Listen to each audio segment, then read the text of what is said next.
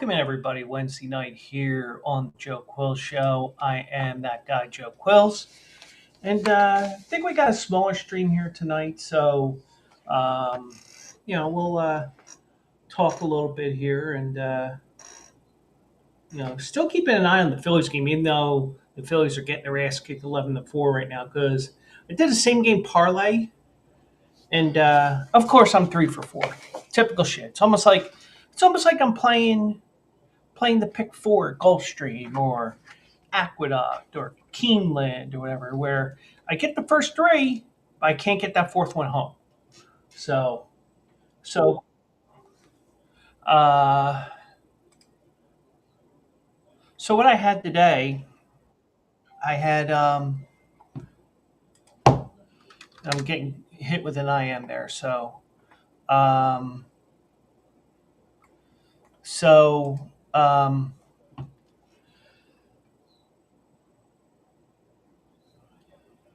so, got a little distracted there. I apologize.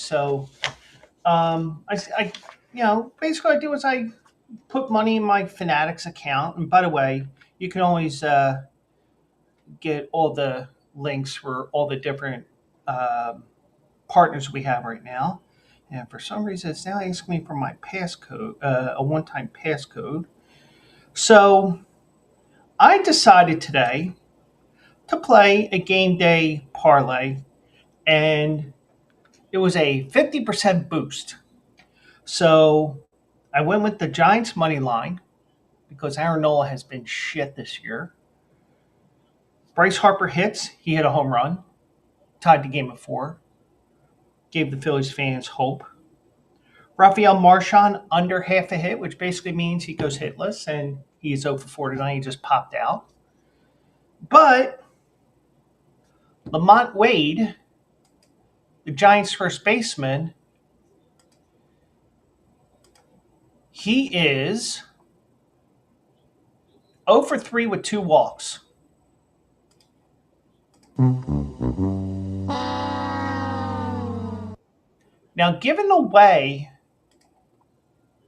Now, given the way that the Phillies have been pitching tonight, which has been pretty fucking pathetic, I might get another shot at this. Who knows?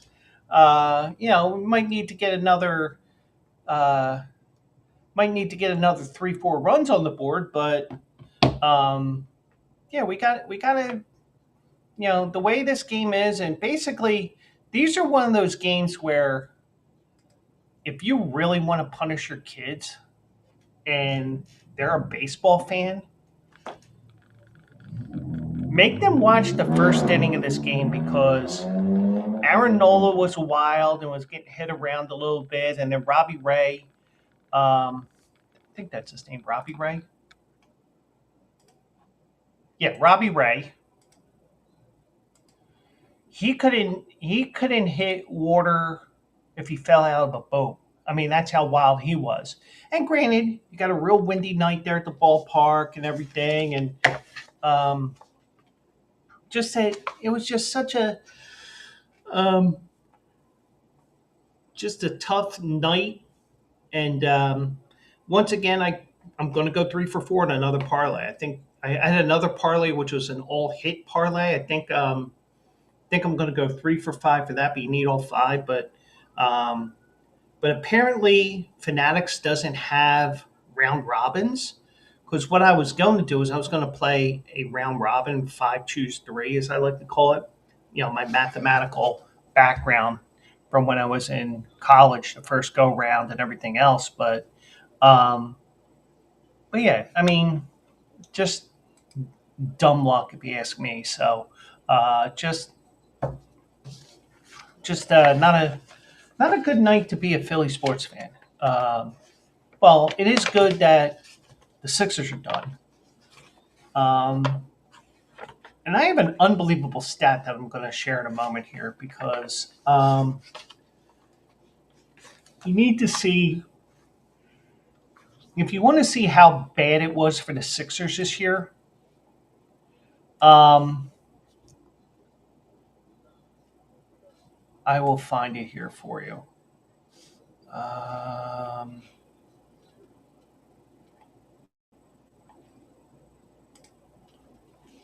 Let me find it here. Was it on here?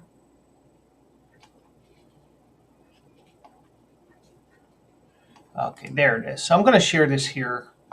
This came from Ramon Leone on Facebook, and I just shared it onto my page. But this gives you an idea how bad it was for the Sixers this year, and probably why they should have fired Daryl Morey and Nick Nurse.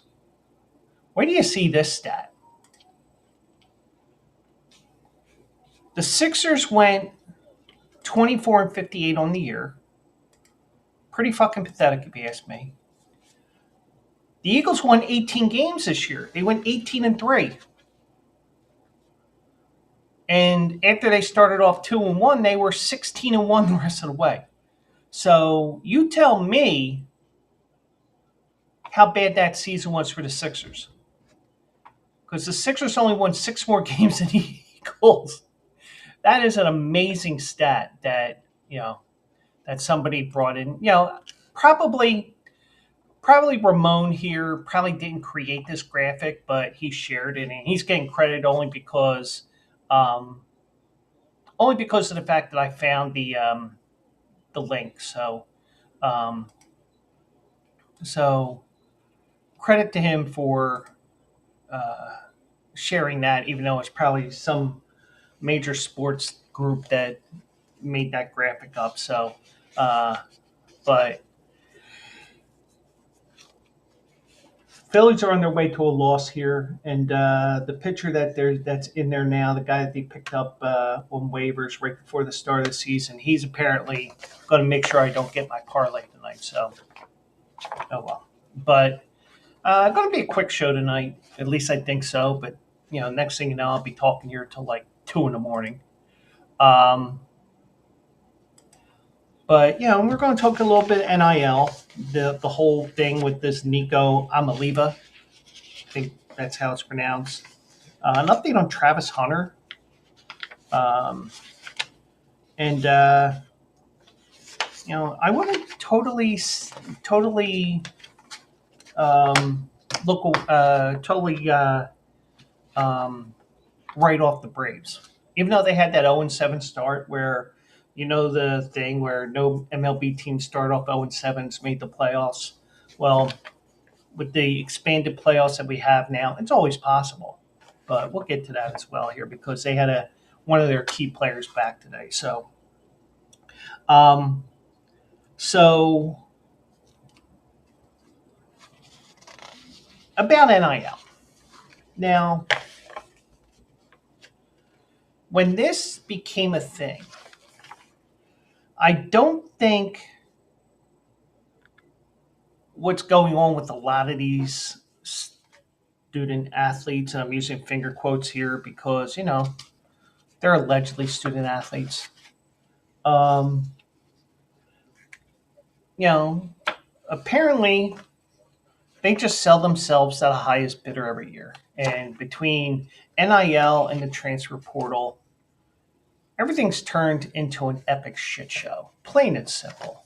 I mean, at least with professional sports, with free agency, most guys you have on your team for at least a couple of years. But you know, now even if you don't get to go to a Power Four conference school, you go to if you're playing basketball, you end up going to Drexel or Penn or whatever, and then you say, "Hey, did you see me? I scored 25 points. You want me on your team now? Yeah, you want me on your team now, motherfucker. Something like that." But I just feel like sometimes it's just, um, it just seems like, and you could say there's no loyalty in the game anymore, in college anymore. It's no longer about your college degree. Well, most of them probably don't get their, but you know what I mean. It isn't about your school colors. It isn't about going back to your alma mater when your career's over, your college career's over, and you're in the pros or whatever. You're doing all kinds of crazy stuff that will make people wonder. But in a lot of cases, and the way you can do things now, you can basically go 4 years, four different schools if you really wanted to. And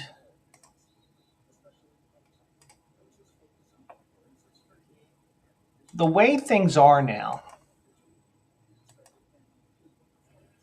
it's just like, oh, I'm not getting the starts that I want, or I don't like this coach. He badmouthed me. I'm leaving. Fuck you. Well, Nico Imaliva, I think that's how it's pronounced. We saw everything he did, and he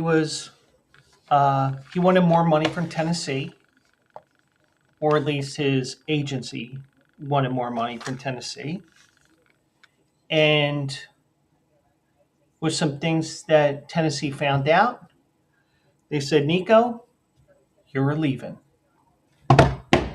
And it's just coincidence with the name and all that. And I was watching Pat McAfee this afternoon while I was working. And it was like, um, and Kirk Herbstreit was saying that this kid is, one of the nicest, laid back Polynesian kids.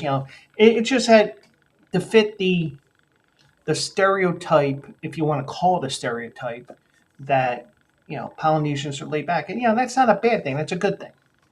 So all of a sudden, he's looking for more money, and as a result,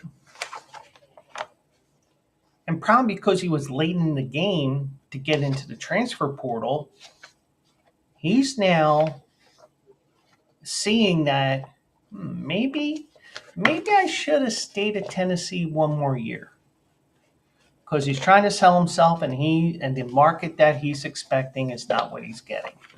And it's almost like Major League Baseball's free agency period, the NFL free agency period. You know, Captain Ron and I joke about the fact that um, Aaron Rodgers is still unsigned, or at least we think he's unsigned. The reason why I say I think, because you never know, he might have signed. He's like, no, you can't talk about it. I need to have my ayahuasca before I come to Pittsburgh to announce it.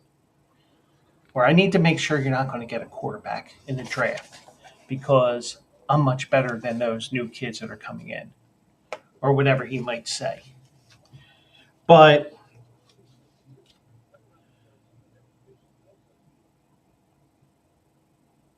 um, the spring transfer portal open, um, and the wait to see where Nico will play is still going on. Um, UCLA is among the schools interested in Amaliba, but not for nearly the money he was asking for from Tennessee. One source said UCLA was content to sit tight while Amaliba considered his options. So, a source told ESPN, the UCLA source said, we'll see if it gets worked out. He's extremely talented with starting experience against elite competition. That's sort of where we are right now. And you know what? With UCLA in the Big Ten, that may get them. I mean, because let's see, what were they last year? Um, Let me pull that up here.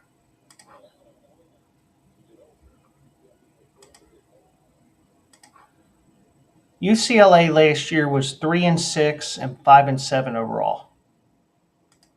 Okay, so maybe they get to a sixth win, maybe they get to a seventh win. Who knows? Because you may get a bowl game. We saw last year that if you have three losses, you can get in like Alabama,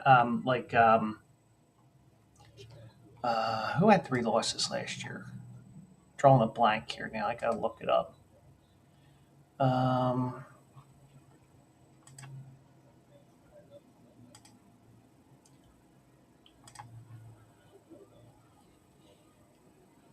uh, SMU got in with three losses on a as an at large. Um, Clemson had three losses, but they won the conference. So both ACC schools had three losses. Now, UCLA wants to compete in the Big Ten. They're getting the big money from the Big Ten, and they want to compete as well. So, um, so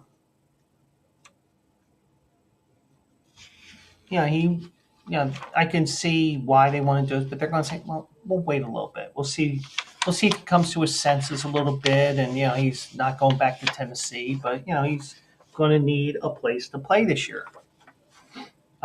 Sources told ESPN that Nico wanted at least $4 million from Tennessee, and that's what UCLA was prepared to offer him, or what UCLA was prepared to offer wasn't remotely close to that figure. He earned $2.4 million under the contract he signed with Spire Sports Group, the Tennessee-based collective, when he was still in high school.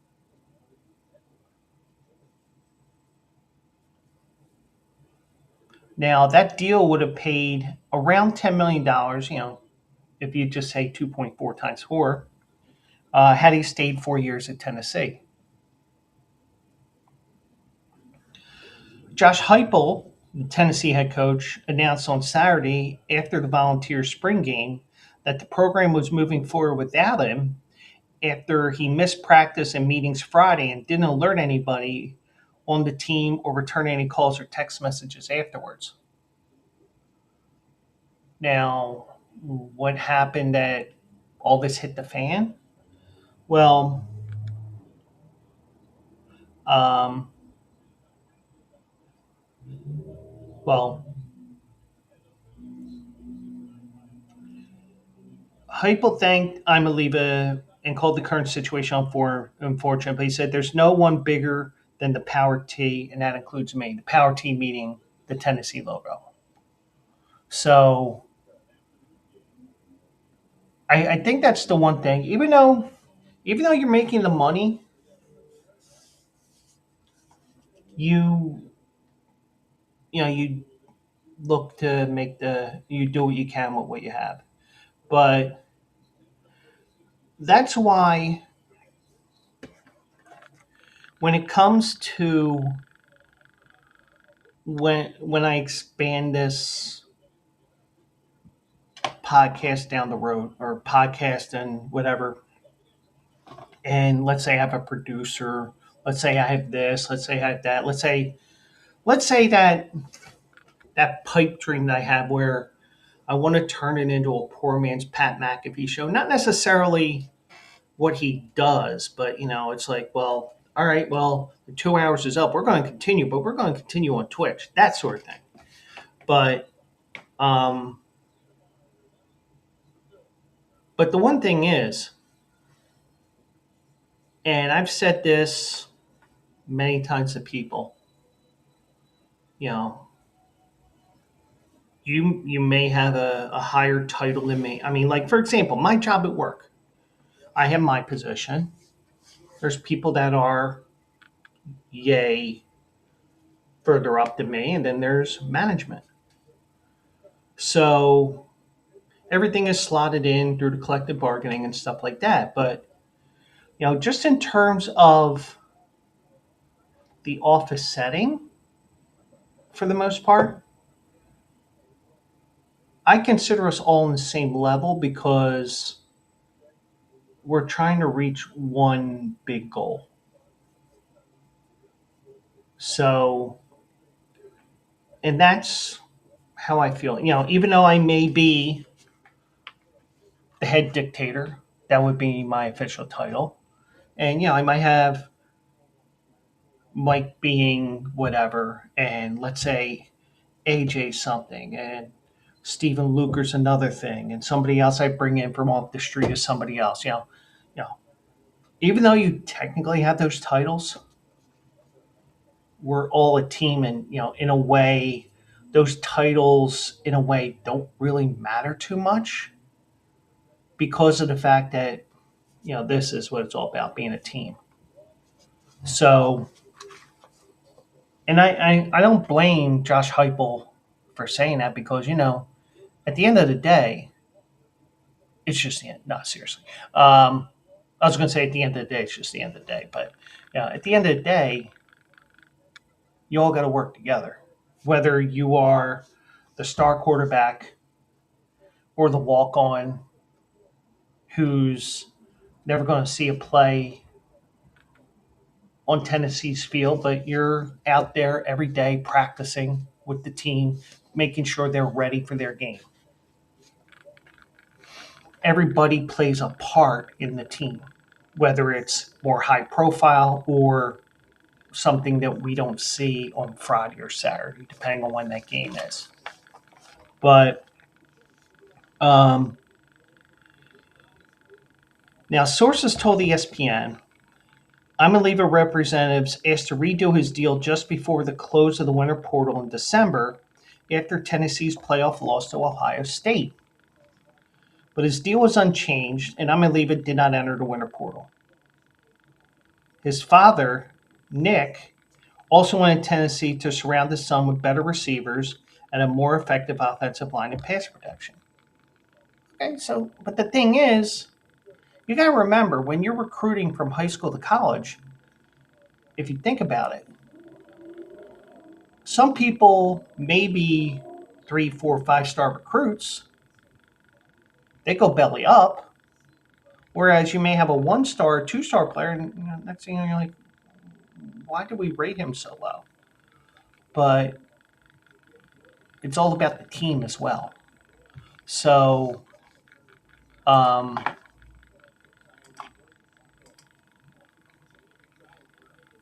what am I? 1 second.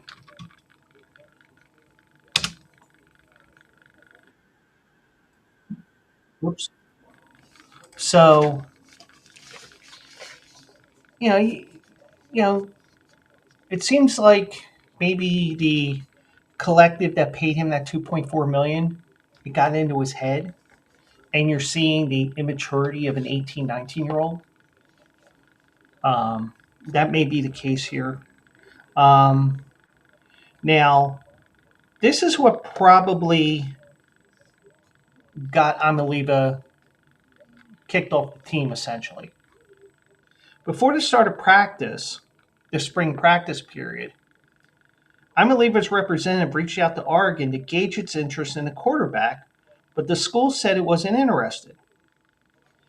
Then Oregon, mainly the head coach Dan Lanning, notified Tennessee that Amaliva was being shopped to the Ducks. So I don't know if it was that group that he signed with for 2.4 million. I don't know if it's his father or himself but somebody went to Oregon and said, "Hey, you need a quarterback. This is your guy." Also, because you have the wide receivers, you have the offensive line, except for when you lost to Ohio State 1 million to nothing. But um, so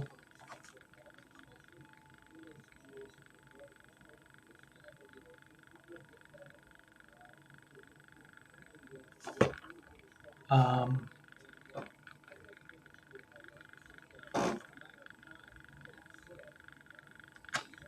so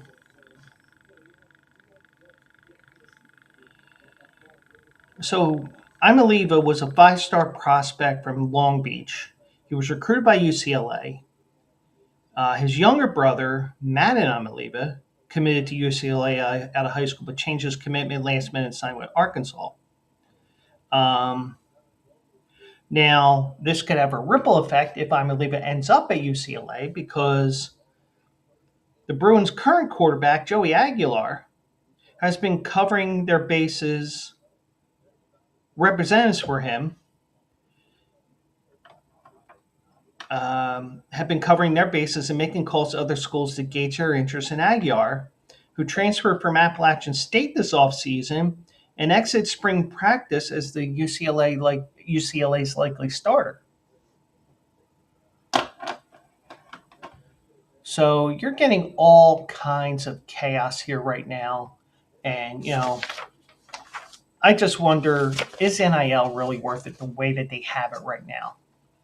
A Power 4 general manager told ESPN this week he thought that Imaliva had zero market and that it would be interesting test to see how smart and disciplined colleges are in looking at him. Imaliva did lead Tennessee to the playoff. I think it's the timing of it that really makes it that he has no market because you're pretty much set with what you want to do this upcoming season. So you don't want to do anything like that. You just want to go and do your thing. So, um, the thing is, NIL wasn't NIL. The one thing that it was for was make all payments on the up and up. It wasn't, $100 handshake as it's called, even though it'd be more than $100, so to speak. It isn't uh, money in a McDonald's bag or anything like that. It was supposed to be, you promote our product, we'll pay you. But somewhere along the lines, it turned into Imaliva getting $2.4 million to play for Tennessee, and other guys doing different things. I don't know about you, but it just seems like it's still the wild, wild west when it comes to NIL right now. And NIL and the transfer portal are making it really frustrating to watch. And with some kids, it's like, you hear, let's say he goes to UCLA.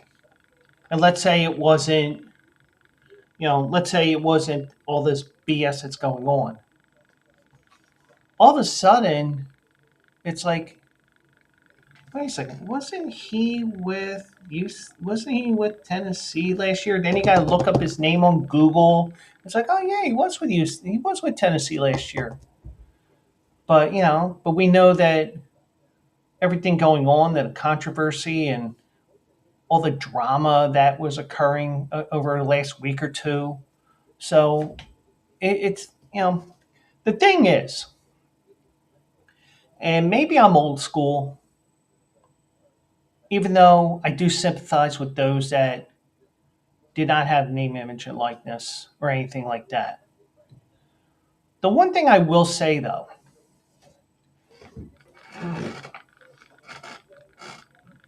a lot of the kids, a lot of the student athletes of yesteryear, they didn't get any money in their pocket, at least legally. Legally meaning the NCAA rules and regulations. But, but think about it. In a way, they were getting paid. And, you can argue this all you want,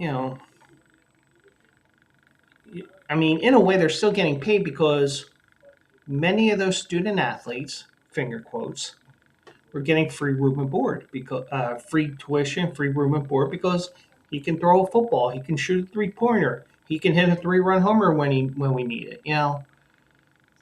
You have these guys who, guys or girls, depending on the sport, that they're bringing eyes to your program and they're helping you recruit another player because guess what? I want to play with him or her. But somewhere along the way, what was planned as, hi, I'm so and so from the University of Kentucky, and I'm here to tell you about the Keeneland breeder sale. And I only bring that up because Keeneland's horse racing meet's going on right now. You know, you want to get a racehorse as a yearling and prepare him for the races, and who knows, maybe you get to go down the street to Louisville, get to run in the Kentucky Derby, and then the next thing you know, your horse is a Triple Crown winner, and then you get to see your horse bang all these mares. Well, guess what? Come on down to Lexington and blah blah blah blah blah, or however they would sell. Because at the very beginning of NIL, I'm watching. I don't know if it was what was then called TVG. It's now FanDuel TV. I don't know if it was TVG. I don't know if it was FS1, FS2, the America's Day, the Racist Day. But the University of Kentucky quarterback did a commercial on the grounds of Keeneland, and he was getting paid by Keeneland. That was probably the intent of NIL, that you get your name on these commercials, you get your face on these commercials, and you make money. I mean, in some cases, they do get money for what the intent really was. Oh, I got a shoe coming from Nike this year, or I got a shoe from Adidas, or I got this, I got that, you know. But instead, it's sign this contract, you're going to make 2.4 million a year. That wasn't the intent, but at least everything's on the up and up for the most part. But the problem is, you get cases where, oh, I'm going to sell myself to Oregon. Let's see if they want me. Or you have that kid from UNLV. Oh, they didn't pay me this month, so guess what? I'm not coming back. I'm leaving you. I'm in the transfer portal. Fuck you. Everything's so out of control right now that you just wonder, what will it take to get everything under control? But I don't know. But I mean, this could have ripple effects all the way to September or August when the season starts. But and then maybe he doesn't have a team to play in a school to play for this year, and he can't go pro because he's not out of college 3 years. You can make a case with the courts. Hey, but there's other players that challenge the 3-year rule that the NFL has, but because they're a private business and it's unionized, union law supersedes federal labor laws. Union laws supersede that because that's an agreement between two parties that you've agreed to. Because otherwise, if we didn't have that for the good of the players that are going to be drafted, if we didn't have that, you'd have 18-year-olds getting killed on the field. And I'm maybe exaggerating. But if you think the NBA, for the most part, is a shit show with kids that are immature when they make it to the NBA after a year, I mean, and you had, when kids were going, it just seemed like everybody thought out of high school with the NBA, oh, I'm just going to go pro. Well, I'm a Libra. We'll have to wait 2 more years because guess what? Or 1, depending on if it was a red. It was a red shirt, so he's got 1 more year that he's got to wait. So what they're doing is a protection for these kids that are eventually going to be part of that league. So, but these kids are, it's just that these kids are getting paid, and a lot of times it's like, well, do I go pro, or do I go for the bag in the pros, or do I go for the bag in college? Because if you go for the bag in the pros, you're going to get that second contract a little bit sooner, depending upon how you're drafted. But do you want the bag now while you're in college? So that's where we're going to start. That's what we're seeing right now is, do I get the bag? Do I get this bag? Do I get bag number one, or do I get bag number two? It's almost like it's almost like let's make a deal. But he's you know but Nico is uh, trying to get a team to play for. Might might have to go down the one double A for a season, which will hurt his NIL. I don't even think one double A has NIL, but if they do, it's not much. But got to do something. So now, one guy who had probably a ton of NIL deals was Travis Hunter. Um, now,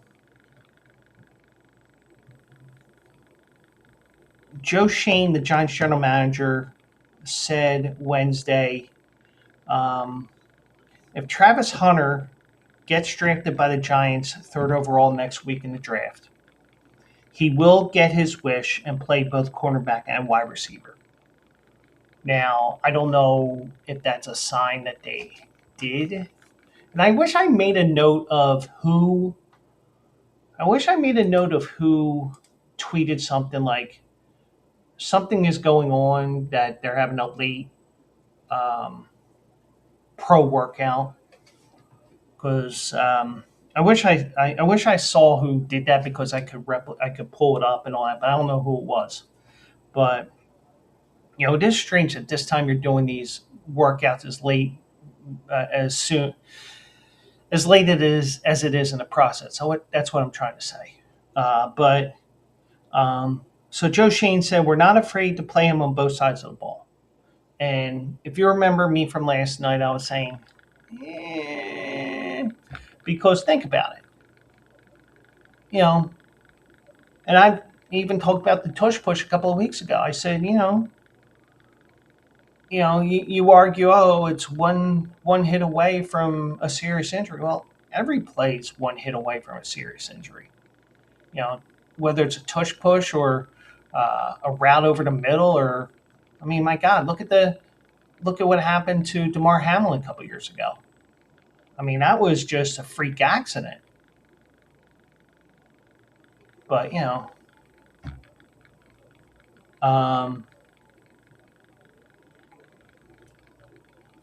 now Shane wouldn't specify whether New York would emphasize one position over the other if he lands with the team. Instead, he said the Giants are in a unique spot where they have three good receivers and are content with their secondary.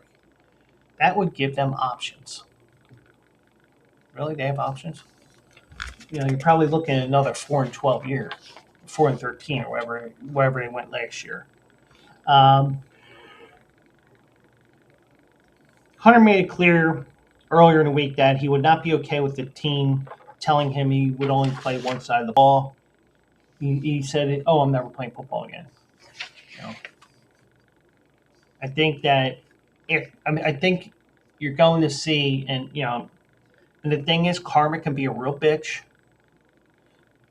He gets that major injury, and then all of a sudden he has to make that decision. Because guess what? You're going to realize that NFL is so much faster and more violent than the college game. But one NFL general manager told ESPN that Hunter could be a free agent. A Pro Bowl at either position. He is that talented and skilled at both. Now the consensus, however, seems to be that his primary position in the league should be cornerback. So, and it may happen that in a year or two, maybe he even realizes, even though he wants to be on both sides of the ball, it may be better for his case to just stay on one side. Maybe he wakes up, or but and it also doesn't help that Dion was his college coach, because guess what? Dion played both ways. Now, granted, he didn't play all the time both ways, but he played occasionally on offense because he was so fast and elusive. But he mostly played defense.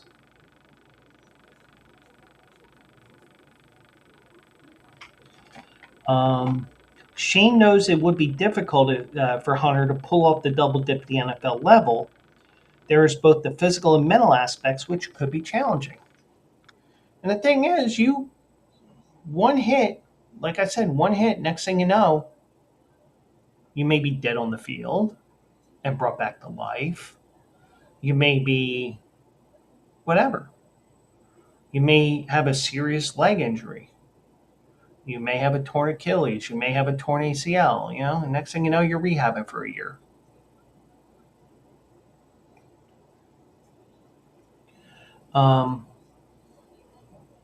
But also remember, the Giants may not have a say in this issue,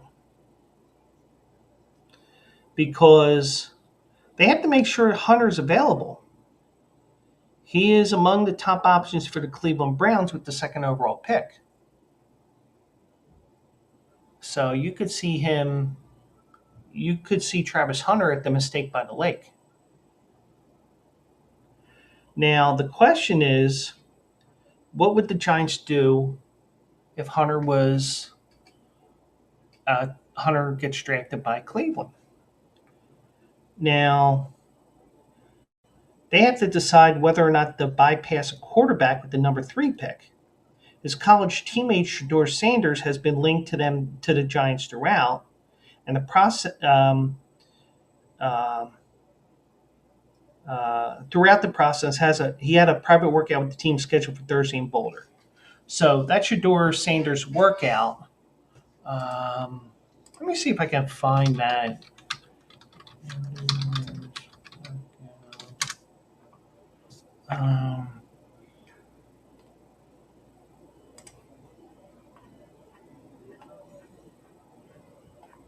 I'm just checking real quick here, because it was a great post, and I just wish I knew who it was.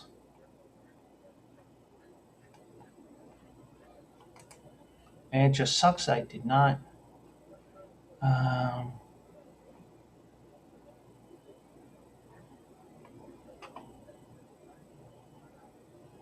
just checking a couple more links here real quick.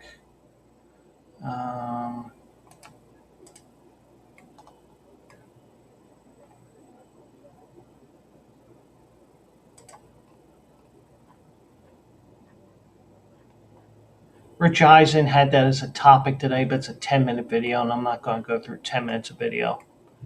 Oh, well. Oh,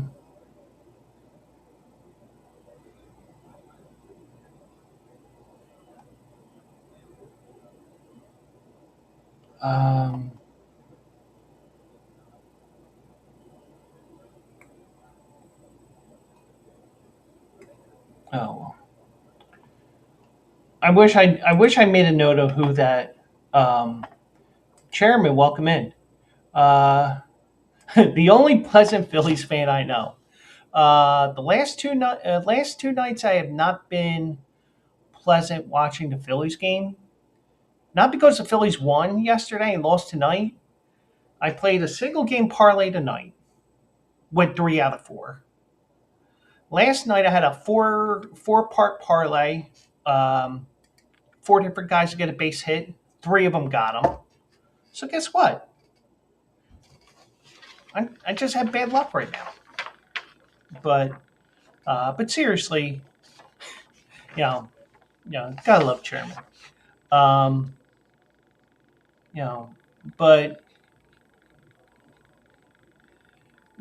Shane said, if there's a blue chip generation talent that's available, you don't pass on that type of player, whether it's a quarterback or any other player. So they may still draft Sanders, but the Giants are going to make um, they're going to do a last minute workout.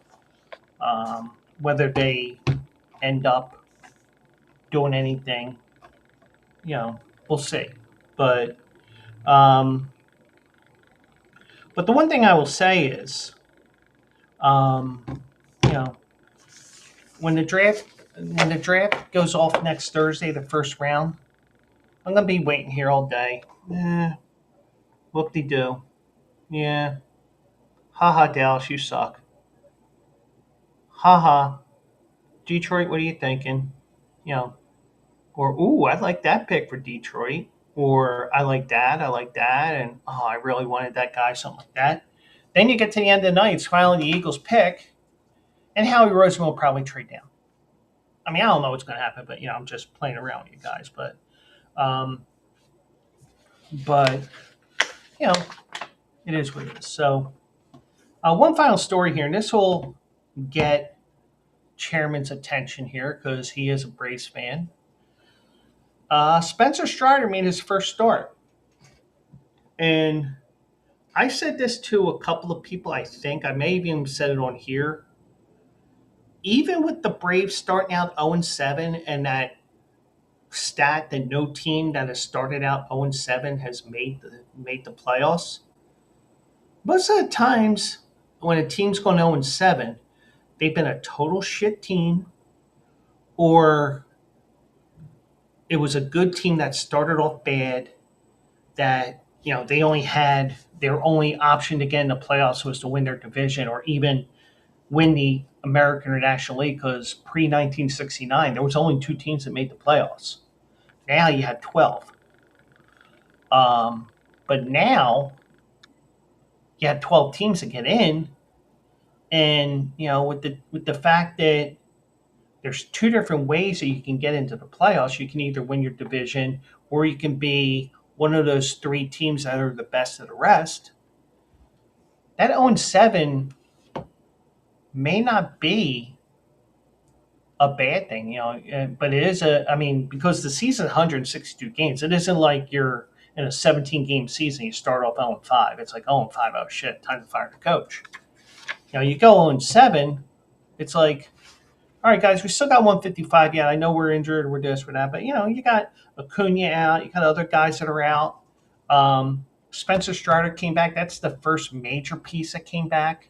I might be missing a guy here or there.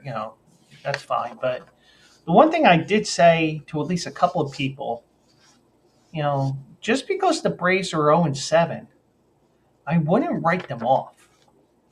Now, will I be wrong? Probably. They may make the playoffs because guess what? All you really need to be in contention for at least a wild card is about 85 wins. But the thing is, you really shouldn't put a number on what you need to be a wild card because every year is different. Some years you may have three teams, for example, in the National League West that are going to win 90, 95 games. It happens. I mean that one year the Cubs, I think it was 2016 or maybe 2015. The two wildcard teams had like 95, 96 wins, and then that first team that was the top team that didn't make the playoffs as a wild card had like 85, if that.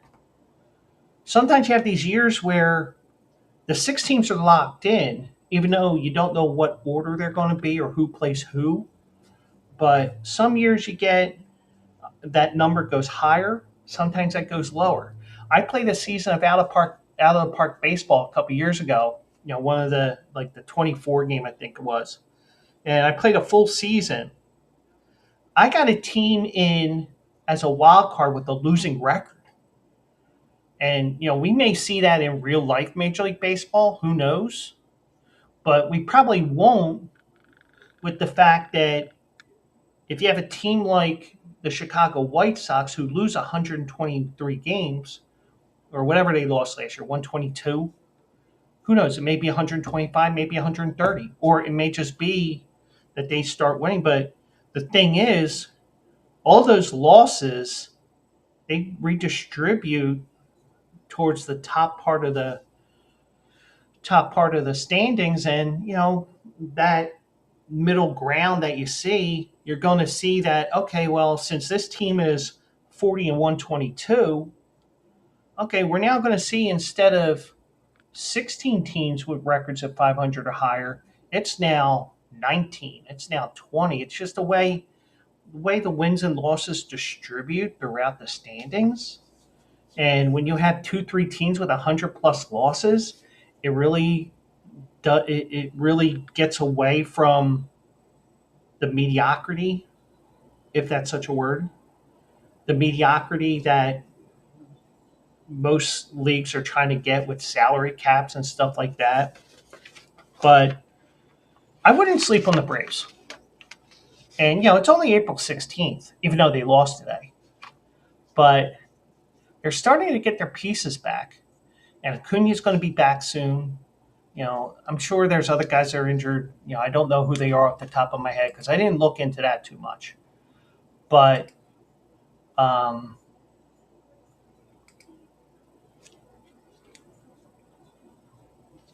I just think that I wouldn't write off this team. I really do. But um, but Spencer Strider made his first appearance in 376 days because of Tommy John surgery. He struck out 5, walked 1, and hit a batter in the 3-1 loss. He threw 97 pitches, 58 for strikes. So, for those that weren't in the know of what he was doing in his rehab and everything else, you look at that 97 pitches, you're like, holy shit. But I think that they had the luxury of getting him ready, you know, side field stuff at spring training, a bunch of B games, as they call them, where they're not actually spring training games, but they're actually games that actually help them out to get to the tourney and all that, get them ready for the regular season. Like, for example, um, even though it wasn't as major as an injury as Spencer Strider's UCL injury, Ranger Suarez last week pitched in Clearwater, and the only reason why I knew about that was because Jason Beam, who we follow each other um, on X, he's the racetrack announcer for Tampa Bay Downs and Colonial Downs, and I also met him at Parks the one time, and um, yeah, he's a big baseball fan. He used to play baseball growing up, played high school ball as well. Um, One of his hobbies, because he's in the Tampa Bay area right now, he can go to whatever minor league game in the Tampa Bay area on one of his off days from when he has not a non-school night with baseball, with a baseball game.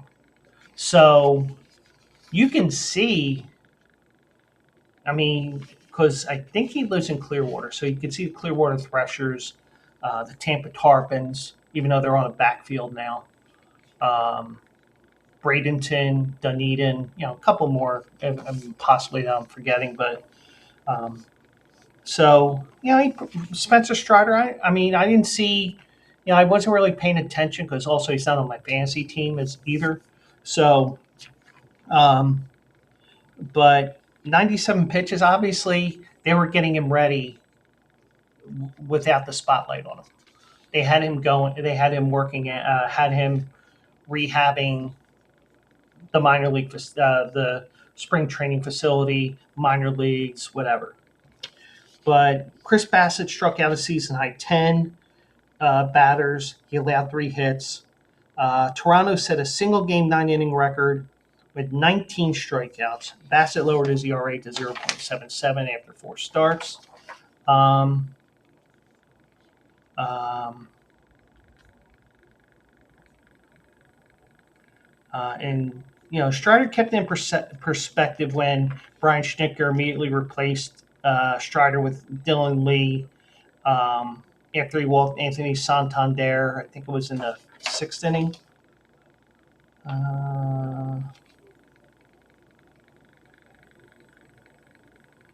Whenever he got pulled, you know, my job isn't to come back and have a moment and all that. That's not how I look at it. I'm here to help the team, and that's the right attitude. Um, it isn't about April and being a hero. October is when you're the hero, and also 6 months later, God willing, his arm's still okay. He can actually be a hero type pitcher. But right now, it's even though you're going to do your job and you're confident in the elbow staying put, you do want to make sure you have that ready to go. So Schnicker said it's good to have him back. I think as he's out there, he's going to get stronger. He's got some moxie about him and competitiveness. He's going to be fine. I agree with that. And it may be because he had that later start this year, maybe that helps him in September and October when, let's say, the Braves make a run and somehow make the playoffs. But now the Braves are 5-13 right now. They've gone 5-6 after starting 0-7, and they've yet to win back-to-back games. They're 2-11 on the road. They had that horrific trip out west where they had the misfortune of playing the Padres, who haven't lost a game at home yet this year. They also played the Dodgers, so they played the top two teams in the division. They got that trip out of the way, but a lot of times you get a win or two when sometimes you get lucky and you get a win. Well, they couldn't do anything on that road trip, and it's going to be fine.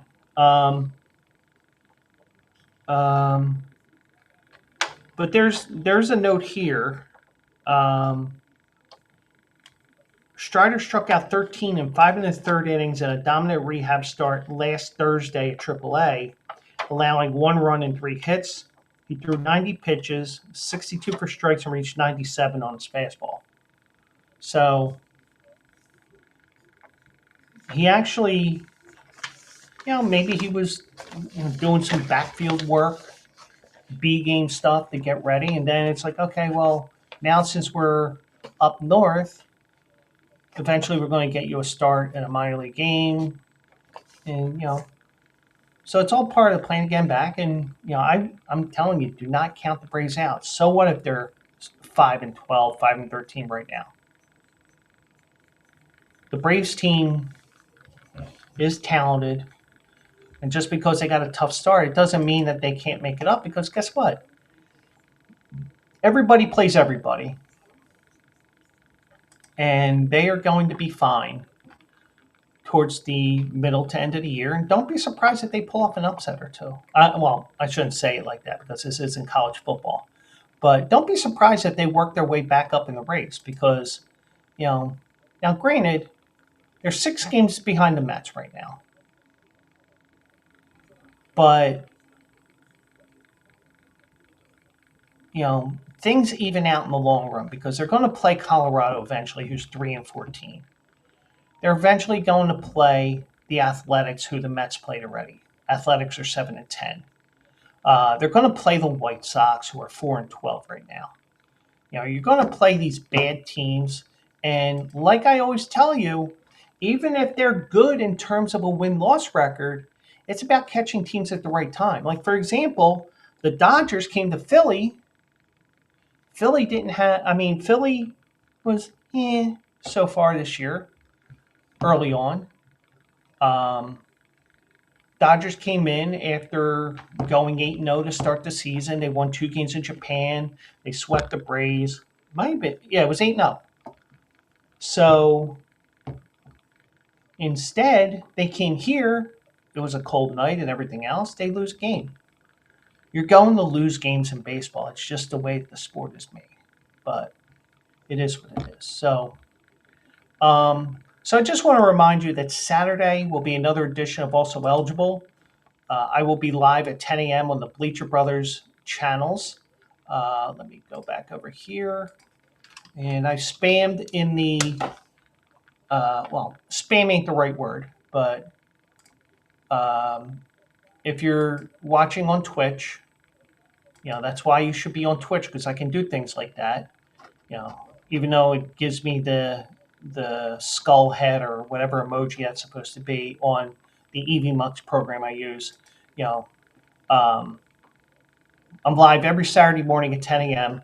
It looks like I'm doing Oaklawn this weekend, as the Triple Crown Trail has the prep races have ended.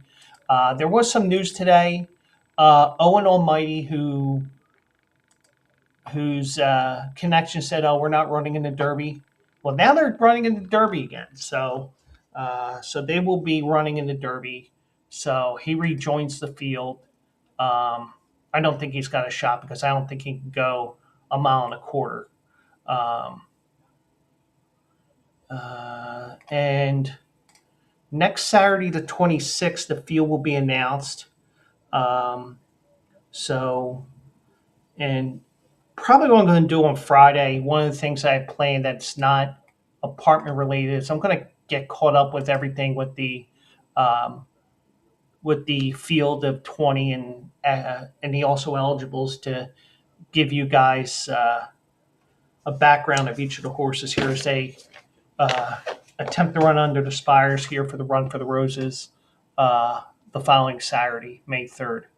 Um, so so we'll see what happens with that there. Um, so that'll be it for the show, and it's going to be a quick one. So I do appreciate everybody who's watching, Chairman for stopping by, and everybody who's been watching on X, on YouTube, and on um, um, YouTube, X YouTube, and on Twitch. What I'm going to do is those that are on um, those that are watching on Twitch, and this is why you should go on Twitch, because I can do stuff like this. Those on Twitch, we are going to Action Lab. So I'm going to raid out to them, and we'll do it live tomorrow. And I'll get you ready for the weekend. So they are picking their NBA and NHL brackets right now, and they are previewing the NFL draft as well. We'll do it live with you guys tomorrow night. Action Lab is next, and thank you all for joining me tonight. I'll see you in the winner's circle, and hopefully we can get some more winners as well with my articles tomorrow on BleacherBrothers.com. So thank you all for joining me. BleacherBrothers.com for all your sports needs. Off we go to Action Labs. Have a great night, everybody.